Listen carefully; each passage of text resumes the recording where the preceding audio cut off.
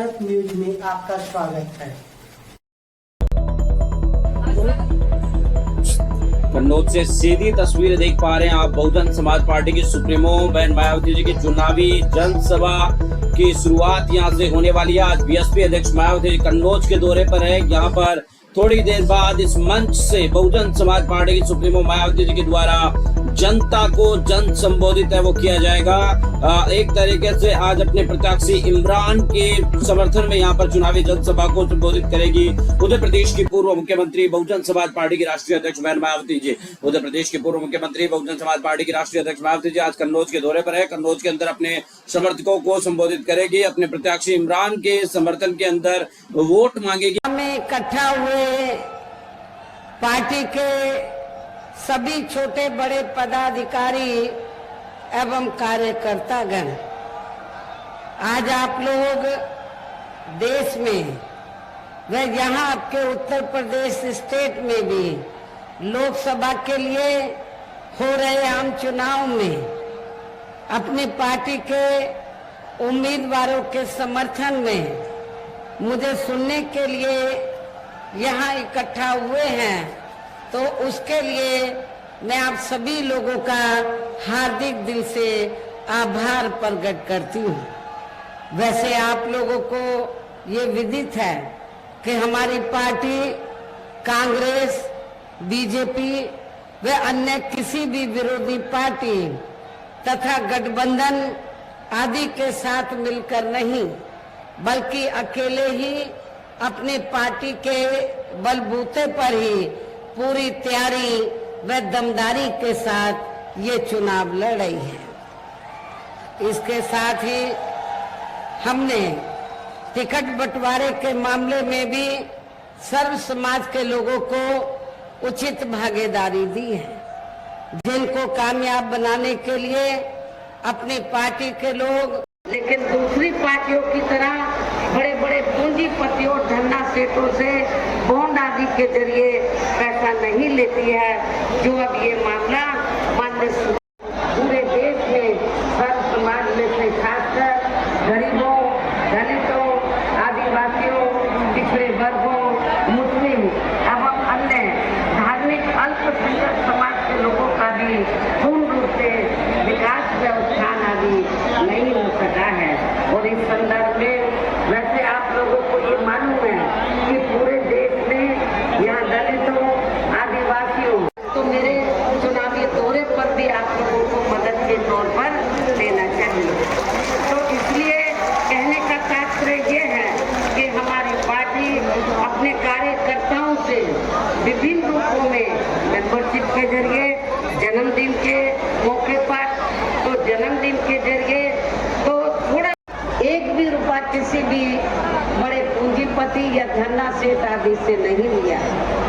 और आप लोगों को ये मालूम है कि हमारी पार्टी जब से बनी है तब से लेके अब तक हमारी पार्टी तो देश के किसी भी छोटे या बड़े पूंजीपति या धन्ना सेठ से पार्टी के संगठन को चलाने व चुनाव में पार्टी के सभी छोटे बड़े पदाधिकारी एवं कार्यकर्तागण, आज आप लोग देश में व जहां आपके उत्तर प्रदेश स्टेट में बेहतर रिजल्ट जरूर लाएंगे।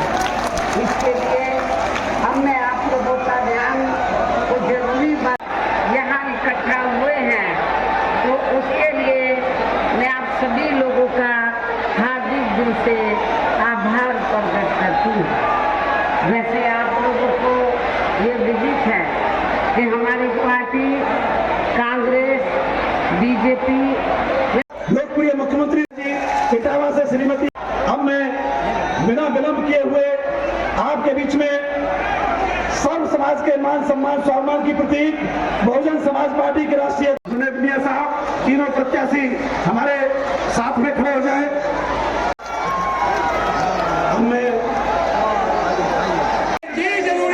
मायावती जी जिंदाबाद, जिंदाबाद, जिंदाबाद। मायावती जी जिंदाबाद, जिंदाबाद, जिंदाबाद। बहुजन समाज पार्टी जिंदाबाद, जिंदाबाद, जिंदाबाद। बहुजन समाज पार्टी जिंदाबाद, जिंदाबाद, जिंदाबाद। बहन जी आप संघर्ष करो, हम आपके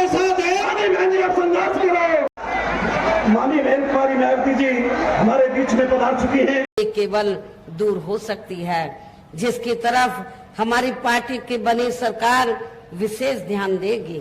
साथ ही देश में पिछले काफी वर्षों से आए दिन बढ़ रही गरीबी, बेरोजगारी व महंगाई आदि से भी जनता बहुत ज्यादा दुखी व परेशान है, जिसे भी आर्थिक नीतियों में तब्दीली करके जरूर दूर किया जाएगा।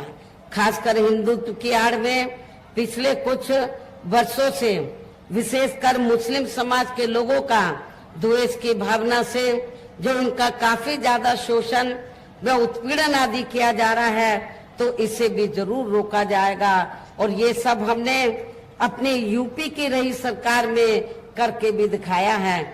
आप लोगों को मालूम है, मेरी चारों हुकूमतों में उत्तर प्रदेश के अंदर हमारी पार्टी की सरकार ने कोई भी हिंदू मुस्लिम दंगा फिसाद नहीं होने दिया। सबके जान माल व मजहब की पूरी ईमानदारी व निष्ठा से हमने हिफाजत की है। ये भी आप लोगों को मालूम है और इसका आगे भी ध्यान रखा जाएगा।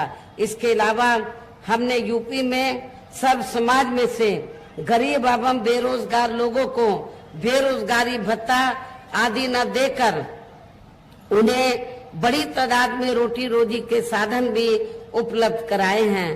जो अब ये कार्य भी अधिकांश ठंडे ही पड़े हैं, जिनको फिर केंद्र में सरकार बनने पर प्राथमिकता दी जाएगी।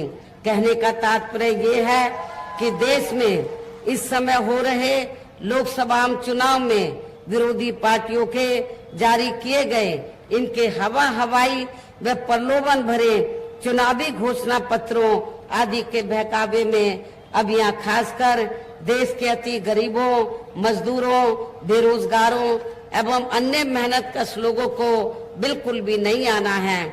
और अब इन्हें ऐसी सभी विरोधी पार्टियों को हर हालत में केंद्र की सत्ता में आने से जरूर रोकना है, जिनकी कथनी व करनी में काफी आजमा भी चुके हैं।